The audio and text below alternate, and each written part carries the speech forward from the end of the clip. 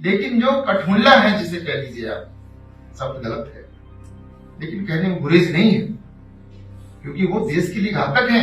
ये जस्टिस शेखर कुमार यादव हैं, इलाहाबाद हाईकोर्ट के जज। पिछले 3-4 दिनों से काफी ज्यादा वायरल हो रहे हैं। क्यों वायरल हो रहे हैं, ये कुछ सेकंड के वीडियो क्लिप में आप समझ गए होंगे। अब इन्हें पद से हटाने की तैयारी की जा रही है, माने रिमूवल। जज को हटाने की पहल इंडिया गठबंधन ने शुरू की है। इस वीडियो को रिकॉर्ड किए जाने तक 38 राज्यसभा सांसदों ने याचिका पर हस्ताक्षर कर दिए हैं। राज्यसभा में इंडिया ब्लॉक के 85 सांसद हैं। कानून के अनुसार अगर याचिका पर 50 और हस्ताक्षर कर दिए जाएं, तो जल्दी ही याचिका दायर की जा सकती है। हाईकोर्ट के जज को पद से हटाने के लिए किस प्रक्रिया का पालन किया जाता है, इसे आसान शब्दों में समझने के लिए हमने गुरु गोविंद सिंह इंद्रप्रस्थ यूनिवर्सिटी के असिस्टेंट प्रोफेसर विजय त्यागी से बात की। वो आपको बताएंगे कि जज को पद से हटाने का प्रोसेस क्या होता है, साथ ही रिमूवल और इम्पीचमेंट में डिफरेंस क्या है। संविधान में जो हमारी प्रक्रिया है अपॉइंटमेंट या रिमूवल की, मैं इम्पीचमेंट और रिमूवल पर एक बार बाद में आऊँगा, वो जो अपॉइंटिंग अथॉरिटी है वो ही हटा सकती है। तो हाईकोर्ट के जज का जो अपॉइंटमेंट है वो जो है प्रेसिडेंट के द्वारा किया जाता है। तो उसका जो रिमूवल है वो भी जो है प्रेसिडेंट के नाम से ही ऑर्डर इश्यू होता है उसका। पहला ये है कहाँ, ये संविधान के आर्टिकल 124 में सुप्रीम कोर्ट के जज को जो है हटाने के लिए, और आर्टिकल 218 में जो है हाई कोर्ट के जज को हटाने के लिए प्रक्रिया है। और ग्राउंड्स क्या है, ग्राउंड्स है प्रूवन मिसबिहेवियर, और सेकंड है आपका इनकैपेसिटी। लेकिन इसकी जो प्रक्रिया है वो जजिस इंक्वायरी एक्ट 1968 में दी गई है। उसकी प्रक्रिया कुछ इस तरीके से है कि लोकसभा के minimum 100 members in writing to the speaker, और जो राज्यसभा है उसके मिनिमम 50 मेंबर अगर जो है वहाँ के चेयरपर्सन को राइटिंग में दें कि हम ये चार्जेस फ्रेम करना चाहते हैं, तो जो भी वहाँ चेयरपर्सन है या जो स्पीकर हैं वो उस मोशन को एडमिट भी कर सकते हैं, रिफ्यूज भी कर सकते हैं। लेकिन अगर वो एडमिट करते हैं तो उन्हें एक 3 मेंबर का कमेटी बनाना होता है उन चार्जेस को इन्वेस्टिगेट करने के लिए। वो जो कमेटी है उसमें एक सुप्रीम कोर्ट का जज होगा, एक हाई कोर्ट का चीफ जस्टिस होगा, और एक कोई डिस्टिंग्विश्ड जो है जुरिस्ट होगा जिसने लॉ के फील्ड में जो है अच्छा काम किया हो। अगर वो कमेटी अपनी रिपोर्ट में इस कंक्लूजन पर पहुंचती है कि यहाँ पर चार्जेस जो है इनकैपेसिटी या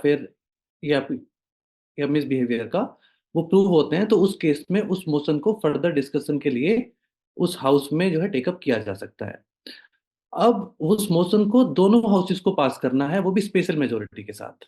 स्पेशल मेजोरिटी मतलब majority of the total membership of the house plus it should be more than या 2/3 of the members present and voting. तो ये स्पेशल मेजोरिटी का प्रोसीजर है। अगर उस मोशन को उस हाउस ने अडॉप्ट कर लिया तो फिर दूसरे हाउस में भेजा जाता है, और दूसरा हाउस भी अगर उसको सिमिलर तरीके से अडॉप्ट करेगा उसके उसके बाद उसको प्रेसिडेंट के पास भेजा जाता है कि वो अपने नाम से उसका जो है ऑफिस ऑर्डर इश्यू करे। ठीक है, ये तो है हमारा इसमें फर्स्ट सवाल है। दूसरा जो सवाल है कि ये इम्पीचमेंट है या रिमूवल है, जनरली जो है कॉमन पैरेलेंस में हम इसको जो इंटरचेंजेबली यूज करते हैं, लेकिन इसमें छोटा सा एक डिफरेंस है। देखिए, अगर हम आर्टिकल 61 को रेफर करेंगे ये संविधान के, जिसमें प्रेसिडेंट के इम्पीचमेंट की बात की गई है, वहां पर भी एक्चुअली जो है दोनों टर्म है। अगर किसी को हटाने के लिए जो मोशन इनिशिएट किया गया है वो एक सिंगल हाउस में इनिशिएट करके उसके अगेंस्ट इंक्वायरी की जाए, उस प्रोसेस को हम इम्पीचमेंट बोलते हैं। लेकिन अगर किसी को रिमूव करना है उसके ऑफिस से, अगर आप आर्टिकल 61 को भी देखेंगे तो उसमें इनिशिएशन जो है इम्पीचमेंट का है, लेकिन जो फाइनल वर्ड है वो रिमूवल ही है। तो इस केस में जहां पर ये हम जो है दोनों सदनों की बात कर रहे हैं, यहाँ पर हाई कोर्ट के जज का रिमूवल होता है, इम्पीचमेंट नहीं होता। ये एक जो है छोटा सा डिफरेंस है इम्पीचमेंट पर रिमूवल। अब वापस जस्टिस शेखर कुमार यादव के केस पर आते हैं। एक तरफ विपक्ष इम्पीचमेंट लाने की तैयारी में है, तो दूसरी तरफ केंद्रीय मंत्री गिरिराज सिंह जज के पक्ष में है। उनका कहना है कि शेखर कुमार जज होने से पहले एक हिंदू हैं। उन्होंने और क्या कहा, खुद सुनिए। जो बयान दिया है वो बयान 200% सही है, और उस बयान में ये देखने की जरूरत थी कि वो कहाँ दे रहे थे, किस मंच पर दे रहे थे। वो विश्व हिंदू परिषद के मंच पे दे रहे थे।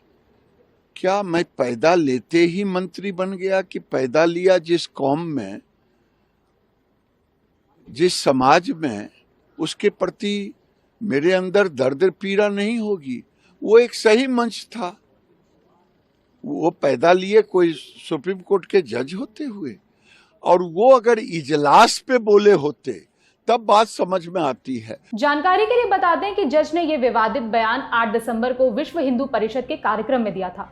कहा था, ये कहने में बिल्कुल गुरेज नहीं है कि ये हिंदुस्तान है। हिंदुस्तान में रहने वाले बहुसंख्यक के अनुसार ही देश चलेगा, यही कानून है। जज के बयान पर सुप्रीम कोर्ट ने एक प्रेस रिलीज जारी की थी। लाइव लॉ की रिपोर्ट के मुताबिक प्रेस रिलीज में कहा गया, सुप्रीम कोर्ट ने इलाहाबाद हाईकोर्ट के जज जस्टिस शेखर कुमार यादव के भाषण की खबरों में छपी रिपोर्ट्स पर संज्ञान लिया है।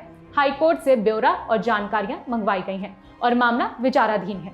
मामला बढ़ता देख बीबीसी हिंदी से बातचीत में जस्टिस शेखर यादव ने सफाई दी थी। कहा, मेरे बयान को तोड़ मरोड़ कर चलाया जा रहा है। बहुसंख्यक का मतलब है जिनकी सोच अच्छी है, यानी प्रगतिशील सोच है, तो उनके आधार पर यह देश चलना चाहिए। एआईएमआईएम अध्यक्ष असदुद्दीन ओवैसी और भीम आर्मी चीफ चंद्रशेखर जैसे कई सारे बड़े नेताओं ने जज के बयान का विरोध किया था और अब विपक्ष महाभियोग लाने की तैयारी में है। खबर में आगे जो भी अपडेट होगा हम आप तक पहुंचाएंगे।